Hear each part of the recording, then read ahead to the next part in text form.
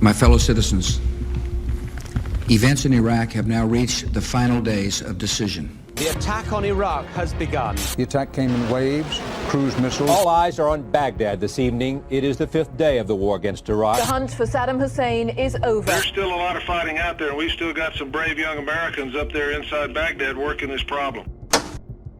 Picture this. The year is 2003, and the U.S. has just kicked off a full-throttle invasion of Iraq. The mission? Well, it's a triple header. Disarm Iraq of WMDs, put an end to Saddam Hussein's terror-funding shenanigans, and liberate the Iraqi people. Sounds like a tall order, right? You betcha. Now, here's the kicker. This mission was anything but a walk in the park. We're talking about a battlefield that was constantly shifting, like sand through an hourglass. The enemy? Not wearing uniforms and waving flags. Nope, they were blending in, making it a game of high-stakes hide-and-seek. So, what do you do when the enemy is a needle in a haystack? You call in the pros, special operators trained to take down high-value targets with the precision of a Swiss watch. These aren't your run-of-the-mill soldiers. These are the guys you call when you absolutely, positively have to get the job done. But here's where things get really interesting. The need for these specialized badasses was growing faster than a teenager's TikTok following. And that's when the bigwigs had a light bulb moment. Why not create a supergroup of special ops?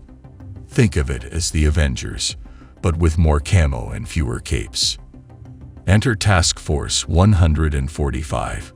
This wasn't just any task force. This was the creme de la creme of Tier 1 Special Operations units. We're talking Delta Force, SEAL Team 6, Special Air Service, and a bunch of other names that would make even James Bond feel a little inadequate. So, why was Task Force 145 assembled? Simple. There was a guy named Abu Musab al-Zarqawi, a terrorist leader who was causing all sorts of mayhem in the Middle East. This guy was like the Voldemort of terrorism. No one wanted to say his name, but everyone knew he had to be stopped. And that's where Task Force 145 came in. They were the answer to a problem that was bigger than any one unit could handle.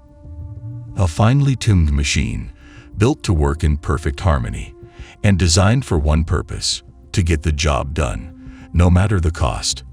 So, you're probably asking, how effective was Task Force 145? Well, let's put it this way. If you were a high-value target on their list, you'd better start writing your will. These guys were the epitome of get it done, and they had a track record to prove it. Now, let's talk about the composition of this dream team. It wasn't just a US show. The Brits were in on it too. I-6, CIA Special Activities Center. You name it, they were part of this ensemble cast. It was like the United Nations of Special Ops, but with way more firepower and a lot less bureaucracy. But what made Task Force 145 truly unique wasn't just the who, but the how. They were masters of what's known as F3EAD. Find, fix, finish, exploit, analyze, and disseminate.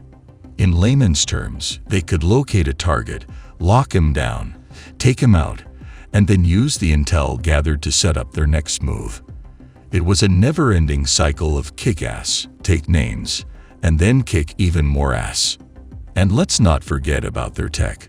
These guys had access to the kind of gear that would make Hugh from James Bond jealous. Cutting-edge drones for recon, advanced biometric systems for identification, and custom-built weaponry that could, quite literally, shoot the wings off a fly. But it wasn't all sunshine and rainbows. The stakes were sky-high, and the margin for error was razor-thin. One wrong move could not only jeopardize the mission, but also put countless lives at risk. And that's why the selection process for Task Force 145 was grueling. They weren't just looking for skilled operators. They were looking for warriors with the mental fortitude to handle the immense pressure that came with the job. So, back to Zarqawi, our main antagonist in this real-life thriller. This guy wasn't just a run-of-the-mill terrorist. He was a strategist, a mastermind who knew how to exploit the complexities of the Middle Eastern political landscape to his advantage. Taking him down wasn't just about firepower. It was a chess match that required outthinking the enemy at every turn. And that's precisely what Task Force 145 was built for. They weren't just a hammer looking for a nail. They were a scalpel, designed to cut with surgical precision. Their missions were the stuff of legend, often carried out under the cover of darkness, and always with a level of professionalism that was nothing short of awe-inspiring. So, Zarqawi was no small fry. This guy was a big deal. How big? Well, the US government slapped a $25 million bounty on his head. Yep, you heard that right. The same amount they offered for Osama bin Laden. And even after they nabbed Saddam Hussein, Zarqawi was still out there, stirring the pot and making life hellish for both the military and Iraqi civilians. Now, you might be thinking, why didn't they just send in the troops and get him? Well, it's not that simple. The US and the UK were drowning in intel, so much that they couldn't tell the gems from the junk. Every second spent sifting through unreliable leads was a second that could cost lives. The clock was ticking, and something had to give. Enter General Stanley McChrystal, a guy who's as legendary as they come. He took command of the Joint Special Operations Command, home to the creme de la creme of U.S. military units. McChrystal was no nonsense and knew that to catch a slippery fish like Zarqawi, you needed a net, not just a hook. So, he did what any smart leader would do. He cleaned house and fine-tuned Task Force 145 into a well-oiled machine. But here's where it gets juicy. Task Force 145 wasn't just one big happy family. It was a collection of smaller task forces, each with its own flavor. You had Task Force Red with Army Rangers and Delta Force, Task Force Blue with SEAL Team 6 and more Rangers, Task Force Green with, you guessed it, Delta Force and Rangers, Task Force Black with the SAS, SBS, and SIR. And last but not least, Task Force Orange, the brains of the operation, handling all the intel. Each of these mini task forces had its own unique missions, but worked in perfect harmony, like an orchestra playing a symphony of destruction. They were all under the same roof, but had the autonomy to execute their missions without stepping on each other's toes. It was like having multiple SWAT teams, each with its own specialty, but all answering to the same police chief. And let's not forget the international flair. This wasn't just a US gig. The Brits were all in. I-6, Special Boat Service, Special Reconnaissance Regiments, you name it. It was a coalition of the willing and the capable, all laser-focused on one goal: neutralize or capture Zarqawi and dismantle his Al-Qaeda network. But why go through all this trouble? Why create the world's most formidable task force? Because the stakes were astronomical. Zarqawi wasn't just a terrorist. He was a mastermind, a puppeteer pulling the strings and exploiting the political landscape to his advantage. This wasn't just a manhunt.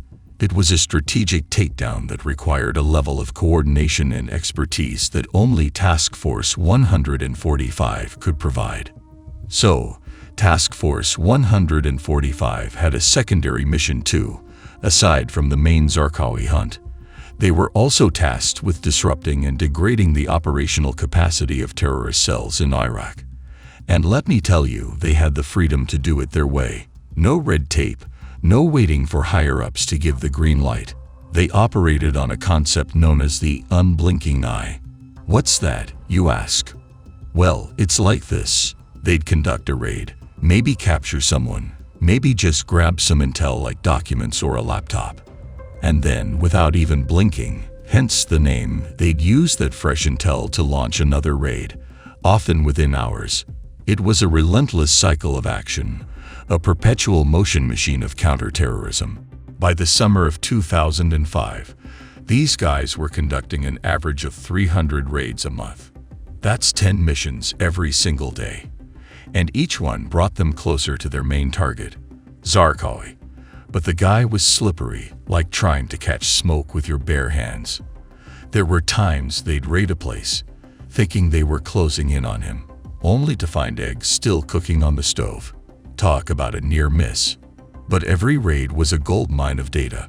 They'd scoop up documents, interrogate suspects, and use that info to plan their next moves.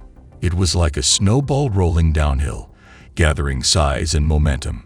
And then, finally, they got a break. They located Zarqawi's spiritual advisor, which led them to a suspected hideout. The U.S. military didn't waste any time. They prepped 2 500-pound bombs and dropped them onto the hideout while Zarqawi was in a meeting. Boom. Just like that, the hunt for Zarqawi was over. Task Force 145 was one of the first groups on the scene to secure the area and confirm his identity. But don't get it twisted. This mission came at a cost. Task Force 145 lost about 18 operators in the process, with Delta Force and the Special Air Service taking the brunt of the casualties. Yet, their mission was a resounding success. Not only did they neutralize Zarqawi, but they also apprehended thousands of terrorists and neutralized around 200 of Zarqawi's associates. And here's the thing. Even after taking down Zarqawi, the job wasn't done. As Major General Caldwell put it, one man's life does not signify an end to an insurgency. Task Force 145 moved on to target other high-profile terrorists, because let's face it, the world isn't short of bad guys who need taking down. So, what's the takeaway here? Task Force 145 was a masterclass in special ops, a showcase of what can be achieved when you assemble the best of the best and let them do what they do best. They were a force to be reckoned with, and their story is a testament to the power of teamwork, ingenuity, and sheer, unyielding determination.